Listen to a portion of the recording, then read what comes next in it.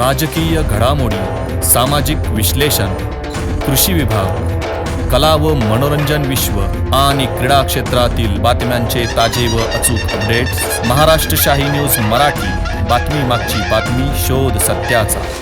तर आपला प्रतिनिधित्व, लोकप्रतिनिधित्व जर निवडून दिलाय आणि त्या जनतेच्याच हितासाठी, कारण की आता प्रत्येकजण इथं येऊन बोलतंय की हे परत जिल्हा परिषद म्हणा, पंचायत समिती म्हणा, ह्या निवडणुकांसाठी राजकारण चालू आहे.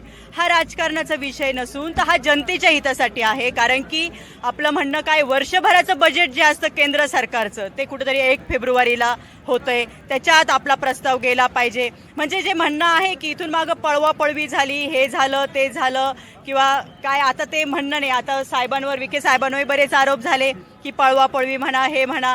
तर आज त्या साहेबांनीच पालकत्व म्हणून आपल्याला जो शब्द दिला आहे की आपण आपण आंदोलन केले तर त्यासाठी आपण पूर्णत्वास जाणार आहोत. आपण लवकरात लवकर मुख्यमंत्री साहेबांची भेट घेणार आहोत. यातून आपले मतदारसंघ इतके सुज्ञ आहे की कोणाच्या पाठीशी जायचं, कोणाच्या मागे उभं राहायचं, की ज्याच्यातून त्यांना तो हक्क भेटणार आहे. तर नक्कीच ते त्याचा विचार करतील आणि त्यांच्या पाठीशी उभे राहतील. नक्कीच सकारात्मक चर्चा झाली आहे. आदरणीय पालकमंत्री राधाकृष्ण विखे पाटील साहेबांनी फोनवरून आपल्या सगळ्यांशी संवाद साधला आहे की येत्या 19 तारखेच्या आत आदरणीय मुख्यमंत्री देवेंद्रजी फडणवीस साहेबांबरोबर भेट घडवली जाईल. त्यामध्ये जो काही दुवा म्हणून काम केलं आहे, तर आमदार अमोलजी खताळ साहेबांनी दुवा म्हणून काम केलं आहे आणि नीलमताई स्वतः इथं उपस्थित होत्या आणि आपण सगळ्यांनी संवाद ऐकला. म्हणजे यातून प्रश्न सोडवण्याची तयारी पालकमंत्री महोदयांनी दाखवली आहे. त्यांनी सांगितले की मधल्या काळातही आदरणीय देवेंद्रजी फडणवीस साहेबांबरोबर भेट झाली, बोलणं झालं आहे, पण सध्या निवडणुकाचं सगळं वातावरण आहे. 15 तारखेला महानगरपालिकेच्या निवडणूक आहे आणि 16 तारखेला त्याचा निकाल लागणार आहे आणि त्यानंतर देवेंद्रजी वेळ देतील, म्हणजे उद्या परवाच वेळ घेतली जाणार आहे. पण 20 तारखेच्या आत ह्या आदरणीय देवेंद्रजी फडणवीस साहेबांबरोबर नाशिक पुणे हायस्पीड रेल्वेची बैठक होणार आहे आणि आम्हाला खात्री आहे की जी रेल्वे येईल तर ती नाशिक, सिन्नर, देवठाण, संगमनेर, बोटा मार्गे आळेफाटा आणि पुणे अशीच येईन याची आम्हाला खात्री आहे. कारण त्याचा उच्चार आदरणीय पालकमंत्री महोदयांनी देवठाणच्या सभेमध्ये केला की झाली रेल्वे तर ह्याच मार्गाने होईल. फक्त विनाकारण बाकीच्यांनी त्याच्यावरती राजकारणाच्या पोळ्या भाजवू नका किंवा इकडं पळवणार आणि तिकडं जाणार आणि याचं नुकसान होणार, हे मला वाटतं सांगण्यात काहीच मतलब नाही आहे. की पहिल्यांदा जो सर्वे झाला होता त्यानुसारच ही रेल्वे व्हावी आमची मागणी आहे आणि त्यासाठी पालकमंत्री पण बरोबर आहेत आणि आदरणीय देवेंद्रजी फडणवीस साहेब हा सगळा जनसामान्यांचा आवाज ऐकून हा नक्कीच पुढं अश्विनी वैष्णवजी जे रेल्वे मंत्री आहे त्यांच्याकडे पाठपुरावा करतील, तसा प्रस्ताव पुढे पाठवतील. नक्की एक सकारात्मक चर्चा होईल, सगळ्यांची अपेक्षा आहे. पालकमंत्र्यांनी देवठाणमध्ये पण शब्द दिला होता, पण एक पॉझिटिव्हली जर चर्चा झाली नाही. शेवटी इलेक्शन आले, जिल्हा परिषद पुढे लागणार आहे. 1 तारखेला 1 फेब्रुवारीला देशाचं बजेट, केंद्रीय बजेट असतं. जर कुठंतरी नकारात्मक बाबी जर पुढे आल्या तर काय पवित्रा तुमचा असेल? म्हणजे याच्यामध्ये तुम्ही सगळेजण निवडणुका म्हणून जे पाहताय, शेवटी सरकारला काम करायचं आहे, सरकारबरोबर जायचं आहे. तर तुम्हाला सरकार जर तुमच्या हितार्थ काम करायला तयार आहे, कदाचित अश्विनी वैष्णवजींनी शिर्डी मार्गे नेण्याचा रेल्वे मार्ग सांगितला त्यावेळेला कुणी निदर्शनास किंवा लक्षात त्यांच्या आणून दिलं नसेल, पण आज लक्षात आणून दिलं आहे. तर मला खात्री आहे की निवडणुका जिल्हा परिषद जेव्हा लागायच्या तेव्हा लागतील. ज्यांना कुणाला त्याच्यावर पोळ्या भाजायची तर त्यांनी तशी वक्तव्य पण करून मोकळे झालेत. परंतु आज ही मायबाप जनता यांना माहीत आहे की हे प्रश्न कसा सुटणार आहे, काय होणार आहे. त्यामुळं जनता जी आहे, आत्ताचं जे आंदोलन सोडलं आहे तर हे काही पुढाऱ्यांनी मिटून नाही घेतलं, की लोकांनी मान्य केलं की पालकमंत्र्यांनी शब्द दिला आहे आणि त्या शब्दानुसार आपल्याला पुढं चालायचं आहे. त्यामुळे पालकमंत्र्यांनी शब्द पाळला, त्यांना वाटलं यशस्वी प्रयत्न पालकमंत्री करताय तर लोक जो निर्णय तो सरकारबरोबर राहण्याचा घेतील. नक्कीच आपल्यासोबत आहेत. खरं तर या ठिकाणी विकास क्रांती सेनेचे अध्यक्ष, खरं बघितलं गेलं तर आंदोलनं खूप झाली, निवेदने खूप झाली. प्रांत साहेबांना निवेदन देण्यात आलं, तहसीलदार साहेबांना निवेदन देण्यात आलं, कलेक्टर महोदयांना निवेदन देण्यात आलं. तरीही विकास क्रांती सेनेने आज जो पवित्रा घेतला होता त्या पवित्र्यामध्ये खरं यश मिळतं आहे. काय सांगत आहे? आज यश मिळालं आहे म्हणजे 100% आम्ही म्हणणार नाही, परंतु या ठिकाणी आमच्या दोनही तालुक्याचे कार्यसम्राट आमदार आहेत आणि त्यांच्यावरती आमचा पूर्ण विश्वास आहे. म्हणून हे 80% यश आम्हाला नक्कीच मिळालेलं आहे. आता 20% ही त्यांची जबाबदारी. आता त्यांचं इथून पुढचं काम चालू होणार आहे. ते आम्हाला जिथं घेऊन जातील त्या ठिकाणी आम्ही त्या चर्चा, सकारात्मक चर्चा आणि आता त्यांची ताकद, त्या दोनही आमच्या आमदारांची ताकद आणि आता पुढं पालकमंत्र्यांचं हे, त्यानंतर तो 100% खरं तर लढा पूर्ण होईल असं मला वाटतंय. आज आम्ही 80% या ठिकाणी समाधानी आहोत की एवढे हजारोनी पब्लिक या ठिकाणी रस्त्यावर आलं आहे आणि आमच्या सगळ्यांच्या भावना ओळखून हे दोनही आमदार या ठिकाणी संवेदनशील आहेत. कालपासून परवापासून त्यांचे फोन चालू होते, काय करायचं आहे, कसं करायचं आहे, काय करावं लागेल, आम्हाला काय अपेक्षा काय आहेत, काय आहे, सगळ्या गोष्टी ह्या दोनही आमदारांनी आमच्याबरोबर त्यांनी ठेवल्या होत्या. त्या अनुषंगाने ते या ठिकाणी आमच्या समवेत बसले. 2 तास उन्हामध्ये बसले. त्यांनी एकही हुकाचूक केली नाही. 2 तास 2.5 तास या ठिकाणी बसले. त्यांना समोरून ज्यावेळेस शब्द प्रॉपर आले त्यानंतर त्या ठिकाणी ते उभे राहून त्यांनी आम्हाला त्या ठिकाणी उत्तर दिलं. आम्ही त्यावरती समाधानी आहोत. 80% तर ही लढाई आम्ही जिंकलो असं या ठिकाणी नक्कीच आम्ही सांगतो आणि ही लढाई जिंकण्यामध्ये त्यांचं देखील त्या ठिकाणी श्रेय आहे. फक्त आता ह्या पुढची जी 20%ची जी खरी लढाई आहे जी त्यांना त्या ठिकाणी विधिमंडळात लढायची आहे किंवा त्यांना मंत्रालयापुढे त्या ठिकाणी ते प्रश्न मांडायचे आहेत, ही त्यांनी चांगल्या प्रकारे लढावी आणि ते आमच्यासाठी लढतील. कारण त्यांनी बघितलंय इथं कुठलाही पॉलिटिकल काही स्टंट नव्हता.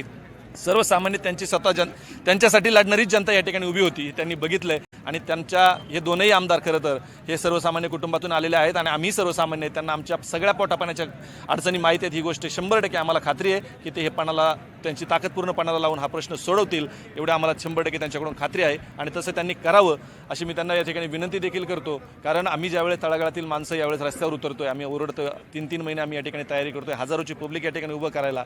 कुठल्याही प्रकारचं आम्हाला कुठलाही वरदास्त नसताना 1000-1500 पब्लिक या ठिकाणी महिलांसकट आम्ही उभे राहिलोय. खरं तर हा प्रश्न 100% आमच्या पोटापाण्याचा आणि आमच्या आवडीचा नाही तर आमच्या पिढीचा 5-5 पिढ्यांच्या मागे जाणार आम्ही पिढी. जर हा रेल्वे मार्ग तिकडून गेला तर हा त्यांनी देखील याची गांभीर्य त्या दोघांनी ओळखलं आहे. ते त्या ठिकाणी उपस्थित राहिलेत. त्यांनी आम्हाला सकारात्मक पूर्णपणे त्या ठिकाणी प्रतिसाद दिला आहे. त्यांचे आम्ही त्या ठिकाणी सर्व आंदोलकांच्या वतीने आभार व्यक्त करतो आणि उर्वरित लढाई त्यांनी आमच्या वतीनं आणि अतिशय जिकरीनं लढावी आणि हा रेल्वे मार्ग याच ठिकाणावरून व्हावा अशी मी या ठिकाणी त्यांनाही विनंती करतो. नक्कीच. अगदी शेवट नक्की या ठिकाणी अकोले तालुक्यातून भरपूर लोक या ठिकाणी आलेत. आंदोलन कार्यकर्ते जर आले, विशेष म्हणजे अकोल्यातून जी थिणगी पडली, बाजीराव शेठ दराडे आपल्यासोबत आहेत. आजच्या आंदोलनामध्ये अजितराव नवले होते, डॉक्टर कॉम्रेड कारभारी उगले सुद्धा या ठिकाणी उपस्थित, भरपूर संख्य कार्यकर्ते ते. परंतु अकोल्यातून ज्यांच्यामुळे थिणगी सुरू झाली, बाजीराव शेठ दराडे सुद्धा या ठिकाणी उपस्थित आहे. कुठंतरी आपल्या आंदोलनाला यश मिळालं असं वाटतं. खऱ्या अर्थाने आज आपण बघतोय की बोटा विभागातील जी काही तरुण कार्यकर्त्यांनी हा लढा खरा पुन्हा पेटवला. एकदा त्यांनी कोविड काळामध्ये पेटवला होता. मध्ये थोडीशी त्याच्यामध्ये एक 3-4 वर्ष त्याच्यामध्ये थोडी संत गती आली. परंतु ह्या ज्या काही प्रशासकीय हालचाली सुरू होत्या, पहिला सर्वे, दुसरा सर्वे आणि तिसरा सर्वे, हे गुप्तच प्रशासनाचं काम हे गुप्त पद्धतीनं चालू असतं. मला जेवढं माहिती आहे तेवढं. पिंक बुक असेल, सर्वे असेल, त्याच्यानंतर फायनल सर्वे असेल, लेआउट असेल, मग त्याच्यानंतर प्रशासकीय मंजुरी असेल, त्याच्यानंतर वित्तीय मंजुरी असेल, ह्या सगळ्या प्रशासनाचा ढाचा आहे. मग त्याच्यानंतर तुमचं कॅबिनेटचा ठराव, मुख्यमंत्र्यांनी इथून शिफारस करणं केंद्राला, ह्या बाबींमध्ये साधारणतः सर्वसामान्य लोकांना विसर पडतो. आणि खऱ्या अर्थाने ज्यावेळेस मी हे शेवटचं डॉक्युमेंटेशन रेल्वे मंत्र्यांचं वाचलं आणि त्या ज्यावेळेस कळालं की ती रेल्वे त्या मार्गे गेले आणि मग खऱ्या अर्थाने तिथे वाटलं की फार म्हणजे पुढच्या ह्या 10-20 पिढ्या की दुसरं काही नाही झालं चालेल, परंतु आपली फिजिबल साईट असताना आपल्यावरती अन्याय होतोय आणि म्हणून आपण अन्याय झाला नाही पाहिजे. आज अकोले तालुका आणि संगमनेर तालुका हे दोन्ही आमदार मोदय आहेत, ताई आहे, साहेब आहे. आमचं म्हणणं एकच आहे की आमदार साहेब, तुम्ही सरकारमध्ये आहेत, म्हणजे मंत्र्यांनी आणि मुख्यमंत्र्यांनी तुम्हाला सरळ ॲक्सेस आहे आणि हे जर 2 महिन्यापासून सर्वसामान्य लोक येऊन रस्त्यावरती त्याची मागणी करत आहे आणि ती रास्त मागणी ही तुम्हाला पण मान्य आहे आणि म्हणून तुम्ही मुख्यमंत्री असेल, पालकमंत्री मोदी असेल आणि इमिडिएट, कारण लोकांचा अंत पाहण्यात काय मजा नाही. पण हे सर्वसामान्य लोक आहे. आज कोणी 500 रुपये रोजाचे, कोणी 1000 रुपये रोजाचे, कोणी उद्योगधंदे सोडून आले आणि हे किती वेळा येणार. मी प्रत्येक वेळेस सांगतोय, हे पेटवणारं जे आहे ना संदीप भाऊ, आपण पेटवत असतो ना, ज्यावेळेस उघडं पण पडतो ना त्यावेळेस आपल्याला लोक हसतात आणि म्हणून हे किती दिवस पेटवणार आहे आपण. म्हणून आमचं एकदाच म्हणणं आहे की एकदाचं होऊ द्या. एकदा तुम्हाला गुप्त तरी माहिती मिळेल की नक्की काय खरं काय. आमदार साहेब, खरं काय हे तरी कळेल. आम्हाला नाही कळणार, आम्हाला उडवाउडीचं उत्तर मिळेल, पण तुम्हाला कळेल की नक्की इकडून आहे का तिकडून आहे. एकदा आमच्या कानात सांगा आणि मग आम्हाला ठरवू द्या की काय करायचंय.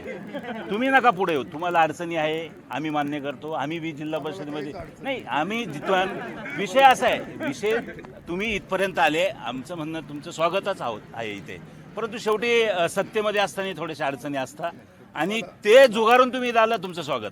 विषय एक आहे संदीप भाऊ, तुम्ही समजून घ्या, तुम्ही जरा स्ट्रक्चरल समजून घ्या काही गोष्टी. आपल्याला हे आंदोलन जर वरच्या लेवलला जर आपल्या समजून घेणार नसेल किंवा आपल्याला रेल्वे येणार नसेल तर ही दाहकता तयार करण्यासाठी आपल्याला कंटिन्युएशन ठेवावं लागणार आहे. आणि कंटिन्युएशन ठेवत असताना सगळ्या गोष्टीचा विचार करून आपल्याला खूप मोठं फौज फाटाव घेऊन आपल्याला ह्या लोकप्रतिनिधींच्या मागे उभं राहायला लागणार आहे. काल परवा जी काही वक्तव्य झाली की संगमनेरचा ऊस जाईल आणि अकोल्यात स्टेशन होईल का, याच्यावरसुद्धा बोललं पाहिजे. आमचं म्हणणं नाही, आम्ही तुमचे ऊस पिकवताना सुद्धा आम्ही आमचा विचार केला नाही. आमच्या अनेक साईड आज अकोल्याचं पाण्याचं फेरवाटप बाकी आहे. आज अकोल्यातलं 30-35% आदिवासी भाग पाण्यापासून वंचित आहे. आम्ही आज आमच्या लिफ्ट इरिगेशन मागतोय, परंतु फेरवाटप न झाल्यामुळे आज आम्हाला अनेक अडचणी आहे. परंतु आम्ही पाण्याचा विषय अजिबात घेत नाही आहे. आम्ही सगळ्यांना न्याय मिळावा ह्या भूमिकेतून आम्ही अकोला आणि संगमेच्या सरहद्दीवरून मागतोय रेल्वे. एक स्टेशन बोट्याला आणि एक स्टेशन देवठाणला. त्याच्यामुळे आम्ही फक्त अकोल्यासाठी मागत नाही, संगमेसाठी सुद्धा मागतोय. आणि म्हणून हे आंदोलन करत असताना मला वाटतं आमदार साहेब, एकदा तुम्ही स्पष्टपणे बोला. पालकमंत्री असेल, मुख्यमंत्री असेल, तुम्हाला सुद्धा ॲक्सेस आहे ना. मुख्यमंत्री, तुम्ही त्या सभागृहात काम करताय, मुख्यमंत्र्यांना तुमचं शिष्टमंडळ घेऊन जाऊन विचारा नक्की काय आहे.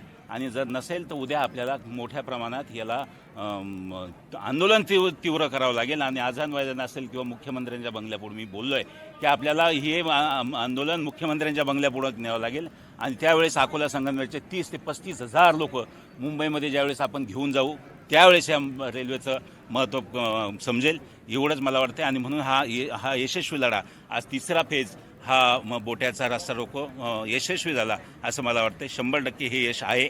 परंतु भविष्यामध्ये हे यश आता काही दिवसातच आपल्याला कळेल नक्की काय करणार आहे. त्यानंतर आपण पुढची दिशा ठरवू. प्रिय ग्राहकांनो, आपल्या सेवेत सदैव तत्पर आहे फापाळे इन्शुरन्स अँड सर्व्हिस. जीवनभराची साथ, जीवनानंतरही मदतीचा हात.